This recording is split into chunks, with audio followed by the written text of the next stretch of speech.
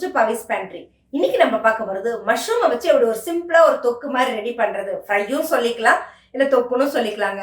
இப்பதான் என்னோட சேனல் நீங்க ஃபர்ஸ்ட் டைம் பாக்குறதா இருந்தா என்னோட சேனல் சப்ஸ்கிரைப் பண்ணிக்கோங்க. பக்கத்துல இருக்க பெல் ஐக்கானையும் கிளிக் பண்ணிக்கோங்க. ஏன்னா அப்பதான் இந்த மாதிரி இன்ட்ரெஸ்டிங்கான குக்கிங் வீடியோஸும் நீங்க மிஸ் பண்ணாம இருக்கிறதுக்கு. நீங்க பேச்சுலரா இருக்கேன், இல்ல மேடம் நான் இது வரைக்கும் மஷ்ரூம் செஞ்சு சாப்பிட்டது கிடையாது, பட் ஆனா செய்யணும்னு ஆசையா இருக்கு, எப்படி சிம்பிளா செய்யறது அப்படின்றதுதான் இந்த மெத்தடு. இது வந்து ஆக்சுவலா பழைய காலத்துல பாத்தீங்கன்னா இந்த மசாலா தடவி ஊற வச்சு செய்வாங்க பாத்தீங்களா, அந்த மெத்தட தான் நான் செஞ்சிருக்கேன். இது மண் சட்டில செஞ்சா இன்னும் டேஸ்ட் வேற லெவல் இருக்குங்க. ஆனா நமக்கு இப்ப இருக்கிற காலகட்டத்துக்கு மண் சட்டி வாங்கி சமைக்கிறது பிரச்சனை, அதை கிளீன் பண்ணி மெயின்டைன் பண்றதுல வந்து மண் சட்டி சளி சளியா போயிடும்.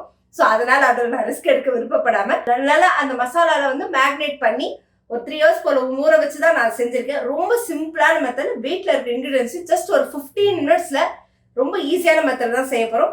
வாங்க வீடியோக்குள்ள போலாம், எப்படி செய்யறதுன்னு பார்ப்போம். செய்ய தேவையான பொருட்கள்: மஷ்ரூமை நார்மலாக செய்யாமல் மசாலாவில் கொஞ்சம் நேரம் ஊற வைக்கணும். நான் ஒரு 3 hours பிஃபோராகவே நான் வந்து ஊர் நாட்டிலலாம் சிக்கன்லாம் செய்வாங்க பார்த்தீங்களா, அந்த மாதிரி மெத்தடில் ஒரு உப்பு மிளகாத்தூள் மஞ்சத்தூள் எல்லாம் போட்டு ஒரு 3 hours முன்னாடி ஊற வச்சுருக்கேன். அடுத்ததாக பெரிய வெங்காயம் 2, ஒரு தக்காளி பழம், கருவேப்பிலை, கொத்தமல்லி, புதினா ஃப்ளேவருக்கு. கடாய் காஞ்சிருச்சு. இப்போது ஒரு 4லேருந்து 5 ஸ்பூன் எண்ணெய் ஊற்றிக்கோங்க. எண்ணெய் காஞ்சிருச்சு. இப்போது ஒரு 1/4 ஸ்பூன் சீரகம் போட்டுக்கோங்க. சீரகம் நல்லா பொரிஞ்சதும் பெருசாக நறுக்கி வச்சிருந்தோம் இல்லையா வெங்காயம், அதை ஆட் பண்ணிக்கலாம். இல்லை நீங்கள் சின்ன வெங்காயம் வேணும்னா சின்ன வெங்காயமே ஆட் பண்ணிக்கலாம். நீங்கள் சின்ன வெங்காயம் ஆட் பண்ணுறதா இருந்தால் இடித்து போட்டு செஞ்சீங்கன்னா ஒன்றும் பாதிமா இது இன்னும் டேஸ்ட் நல்லாயிருக்கும்.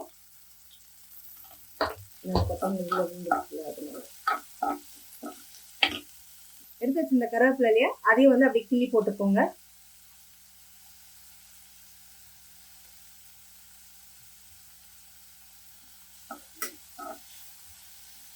இது நல்லா வணங்கணும்.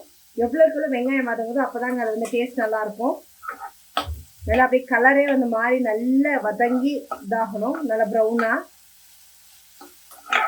கொஞ்சம் மீடியம் அண்ட் லோ ரெண்டுத்துலேயுமே மாற்றி மாற்றி வச்சு வதக்கிக்கோங்க. எனக்கு ரொம்ப ஹை ஃப்ளேமில் வச்சாலும் தீஞ்சிரும், ரொம்ப ஸ்லோவாக வச்சா ரொம்ப லேட் ஆகும். வெங்காயம் வதங்கிடுச்சு. இப்போ இந்த ஸ்டேஜில் நம்ம நறுக்கி வச்சிருக்கிற தக்காளியை ஆட் பண்ணிடலாம்.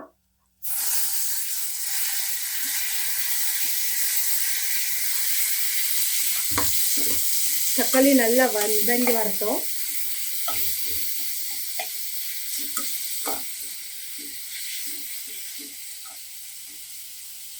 தக்காளி வதங்கிறதுக்கு கொஞ்சமாக உப்பு ஆட் பண்ணிக்கோங்க. பார்த்து ஆட் பண்ணுங்க, ஏன்னா நீங்கள் மஷ்ரூம்லேயே ஆல்ரெடி உப்பு போட்டு ஊற வச்சுருக்கீங்க. அதனால் வெங்காய தக்காளிக்கு அளவுக்கு மட்டும் இது பண்ணுங்க.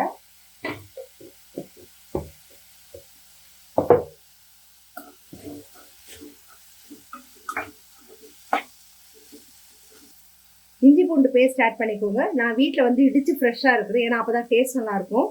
இப்போ இது கூட இஞ்சி பூண்டு பேஸ்ட் ஆட் பண்ணிக்கோங்க.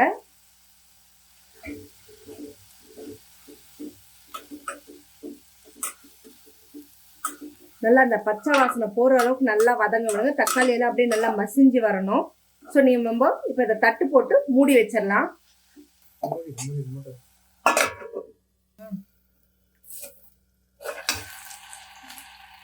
வெங்காயம் நல்லா வதங்கியிருக்கு.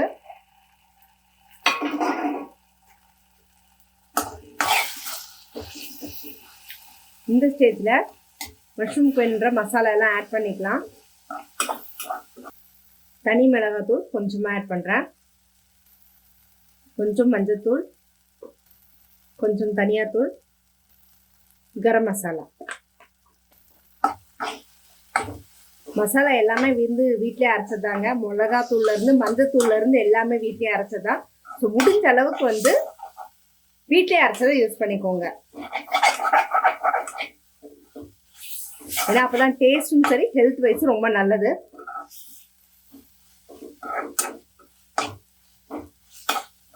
இது நல்லா அப்படியே வதங்கிடுச்சு. ஒரு 2 நிமிஷம் வதக்க விடுங்க. அந்த எண்ணெய் அப்படியே லைட்டாக பிரியட்டும். பார்த்தீங்கன்னா அந்த எண்ணெய்லாம் சுற்றி அப்படியே சைடில் பிரிஞ்சு வருது. இந்த ஸ்டேஜில் நம்ம மசாலா போட்டு ஊற வச்சுருக்கோம் இல்லைங்களா மஷ்ரூமை, அதை இதில் ஆட் பண்ணிக்கலாம். நல்லா மசாலாவில் ஊறி அப்படியே கோட் ஆயிருக்கு.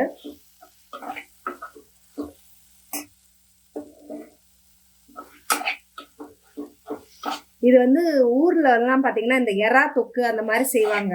சிக்கனுக்கு அந்த மாதிரி எல்லாம் செய்யும்போது இந்த விரட்டின மாதிரி வேணும் அப்படின்னு சொல்லிட்டு இந்த ரசம் சாதம் அந்த மாதிரி சாப்பிட்றதுக்குள்ள சாதத்தோட சப்பாத்தியோட. ஸோ அந்த மாதிரி தான் இது நான் ட்ரை பண்ணியிருக்கேன். அதுவும் மெயினாக வந்து இது வந்து ஊருங்கலாம் பார்த்தீங்கன்னா இந்த மண் சட்டியில் போட்டு ஊற வச்சு சூப்பராக செய்வாங்க. ஆனால் வந்து இங்கே நமக்கு இருக்கிற ஓட்டத்துக்கு மண் சட்டி வாங்குறது பிரச்சனை இல்லை. ஆனால் மண் சட்டி அதுக்கப்புறம் சமைச்சு பிடிக்கிறப்ப சட்டியாக இருக்குமா கழுவி வைக்கிறப்போ அப்படின்றத சல்லியாக போயிடும். ஸோ அதனால் நான் அந்த ரிஸ்க் எடுக்க விருப்பப்படலை. அதுக்கெல்லாம் ரொம்ப வந்து டைம் எடுக்கணும். ஸோ இதில் வந்து எந்த காரணம் கூட தண்ணியோ எதுவுமே ஆட் பண்ணாதீங்க. ஏன்னா மஷ்ரூம்லேயே வந்து நல்லாவே தண்ணி இதாகும், ஊஸ் அவுட் ஆகும். அதாவது வந்து அதுலேருந்து தண்ணி வெளியாகும். அந்த தண்ணியிலே நல்லா வெந்து மசாலாவோட நல்லா பிளெண்ட் ஆகிற வரைக்கும் அதை டிஸ்டர்ப் பண்ணாமல் அப்படியே விட்டுறலாம். இப்போ அதை மூடி வச்சுருவோம்.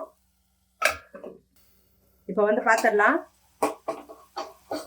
பார்த்தீங்களா, நம்ம வந்து தண்ணியே ஆட் பண்ணல. ஆனால் மஷ்ரூம் வந்து எவ்வளோ தண்ணி இதாக இருக்குது.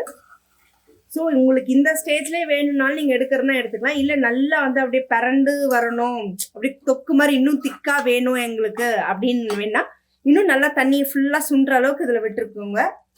எனக்கு இன்னும் கொஞ்சம் நல்லா அப்படியே பரண்டு மாதிரி வேணும் அப்படின்றதுக்காக நான் இன்னும் கொஞ்சம் நல்லா ட்ரை ஆக விடுறேன். நல்லா ட்ரை ஆகி அந்த எண்ணெய்லாம் அப்படியே அதில் பிரிஞ்சு வர்ற அளவுக்கு விட்டுருங்க. நம்மளுடைய மஷ்ரூம் சூப்பராக ரெடி ஆயிடுச்சுங்க. மஷ்ரூம் தொக்கு பார்த்தீங்கன்னாவே நல்லா அப்படியே கலர்ஃபுல்லாக மஷ்ரூம் அப்படியே நல்லா ஃபுல்லாக கோட் ஆகி வந்து சூப்பராக இருக்குது. ஏன்னா நான் மஷ்ரூம் வந்து முழுசாக தான் போட்டிருக்கேன். பார்த்தீங்கன்னா நல்லா மஷ்ரூம் ஃபுல்லாக வெந்திருக்கு. இப்போ இதில் புதினா கொத்தமல்லி நான் நுணுக்கி வச்சிருக்கேன், அதை போட்டு இறக்கிடுவோம்.